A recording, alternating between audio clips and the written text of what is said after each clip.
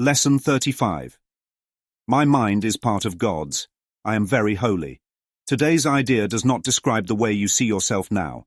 It does, however, describe what vision will show you. It is difficult for anyone who thinks he is in this world to believe this of himself. Yet the reason he thinks he is in this world is because he does believe it. You will believe that you are part of where you think you are. That is because you surround yourself with the environment you want, and you want it to protect the image of yourself that you have made. The image is part of this environment. What you see while you believe you are in it is seen through the eyes of the image. This is not vision. Images cannot see. The idea for today presents a very different view of yourself. By establishing your source, it establishes your identity, and it describes you as you must really be in truth. We will use a somewhat different kind of application for today's idea because the emphasis for today is on the perceiver rather than on what he perceives. For each of the 3 5-minute practice periods today, begin by repeating today's idea to yourself, and then close your eyes and search your mind for the various kinds of descriptive terms in which you see yourself. Include all the ego-based attributes which you ascribe to yourself, positive or negative, desirable or undesirable, grandiose or debased. All of them are equally unreal because you do not look upon yourself through the eyes of holiness. In the earlier part of the mind-searching period, you will probably emphasize what you consider to be the more negative aspects of your perception of yourself. Toward the latter part of the exercise period, however, more self-inflating descriptive terms may well cross your mind. Try to recognize that the direction of your fantasies about yourself does not matter. Illusions have no direction in reality. They are merely not true. A suitable unselected list for applying the idea for today might be as follows. I see myself as imposed on. I see myself as depressed. I see myself as failing. I see myself as endangered. I see myself as helpless. I see myself as victorious. I see myself as losing out. I see myself as charitable. I see myself as virtuous. You should not think of these terms in an abstract way. They will occur to you as various situations, personalities, and events in which you figure cross your mind. Pick up any specific situation that occurs to you. Identify the descriptive term or terms you feel are applicable to your reactions to the situation and use them in applying today's idea. After you have named each one, add, "But my mind is part of God's. I am very holy." During the longer exercise periods, there will probably be intervals in which nothing specific occurs to you. Do not strain to think of specific things to fill the interval, but merely relax and repeat today's idea slowly until something occurs to you. Although nothing that does occur should be omitted from the exercises, nothing should be dug out with effort. Neither force nor discrimination should be used. As often as possible during the day, pick up a specific attribute or attributes you are ascribing to yourself at the time and apply the idea for today to them, adding the idea in the form stated above to each of them. If nothing particular occurs to you, merely repeat the idea to yourself, with closed eyes. Lesson 35. A deep exploration of my mind is part of God's. I am very holy. The challenge to the ego. A direct confrontation. Right from the start, Jesus doesn't say my body is part of God's or my personality is part of God's. He doesn't acknowledge the self-made identity we've constructed, John, Mary, Sue, Billy, Bob, none of that. He says, my mind is part of God's. I am very holy. That's a direct challenge to the ego. It immediately undermines everything we think we are. The Course doesn't say, I am a human being in a world struggling to be holy. No, it says, I am very holy. Not a little holy, not halfway holy, very holy. There's an emphasis there. That very is a disruption to the ego's comfort zone. It could have just said, I am holy. But no, it emphasizes very holy. The ego hates this because the ego is built on the belief that we are separate, weak, and flawed. So, naturally, people struggle with this lesson. What do you mean, my mind? What about my body? What about this thing right here? Right away, it demands a shift in perception, not from body to better body, but from body to mind. You see yourself as a body, but that's not what vision will show you. Today's idea does not describe the way you see yourself now. It does, however, describe what vision will show you. So how do we see ourselves now? As a body. as someone who must fend for themselves in a world of scarcity, as someone trying to accomplish, achieve, prove something, as someone who fears failure, judgment, rejection. But vision, true vision, will show us something entirely different. This is not about understanding. The Course doesn't say you need to figure this out.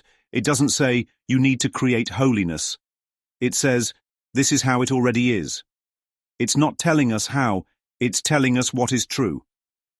The trap of dual belief. Thinking you're in the world while belonging to God. It is difficult for anyone who thinks he is in this world to believe this of himself, yet the reason he thinks he is in this world is because he does believe it. This is the paradox. You can't believe you're in the world and also believe you're one with God. You can't believe you're a separate body and also believe your mind is part of God's. You can't have it both ways. Something has to give. God isn't in the world, but God is in everything. What? How can that be? This is where the Course takes you deep. God isn't a location. God just is. And yet, Jesus meets us where we are, because we and God cannot actually be separate.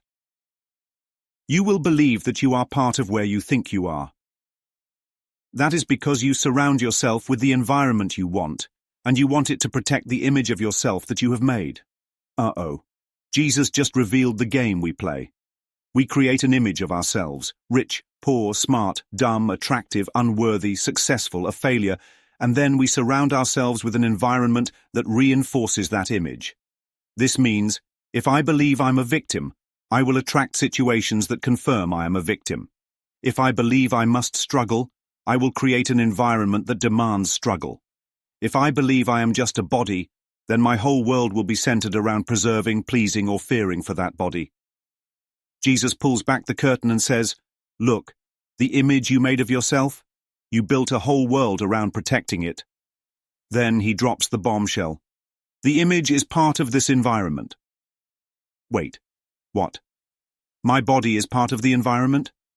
I thought the world was out there and I was in here. Nope. The image, your body, is just another part of the environment. And then he makes it plain. What you see while you believe you are in it is seen through the eyes of the image. You are not seeing reality. You are seeing through the lens of the body. You are not using true vision. Why? Because images cannot see. You've never seen an image that could see. So what's looking? Your mind. And your mind is what needs healing. Identity and source. Once you establish one, you establish the other. By establishing your source, it establishes your identity, and it describes you as you must really be in truth. Source equals God. Identity equals you, as an extension of God. If you think the world is your source, you will define yourself based on worldly things. If you think God is your source, you will see that your identity is not based on anything in the world. Jesus calls us perceivers. What does that mean? The emphasis for today is on the perceiver rather than on what he perceives. Boom. Have you ever thought of yourself as a perceiver? You are not in the world. You are perceiving the world. And how you perceive determines what you believe. It's all inner and outer. Perceiver, perception. Thought, projection.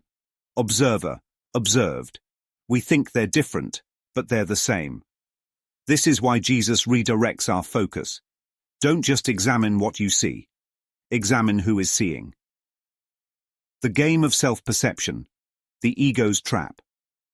In the earlier part of the mind-searching period, you will probably emphasize what you consider to be the more negative aspects of your perception of yourself. Toward the latter part of the exercise period, however, more self-inflating descriptive terms may well cross your mind. First, we beat ourselves up. Then, we build ourselves back up. This is the tire-pumping game. We deflate ourselves, then we inflate ourselves. Why? Because the ego needs both inferiority and superiority to survive. But Jesus stops us cold. Try to recognize that the direction of your fantasies about yourself does not matter. Illusions have no direction in reality. They are merely not true. Whether you think you're the worst or the best, it's still an illusion. Final exercise. The power of letting go. Instead of clinging to an image, Jesus asks us to do this. Identify the labels we ascribe to ourselves. Add this. But my mind is part of God's. I am very holy. Repeat. Conclusion. This lesson destroys the ego's false identity. Lesson 35 undoes the entire foundation of the ego. You are not a body. You are not the image you made. You are not in the world. Your mind is part of God's. And if you accept that, the world, as you know it, collapses. The question is, are you ready?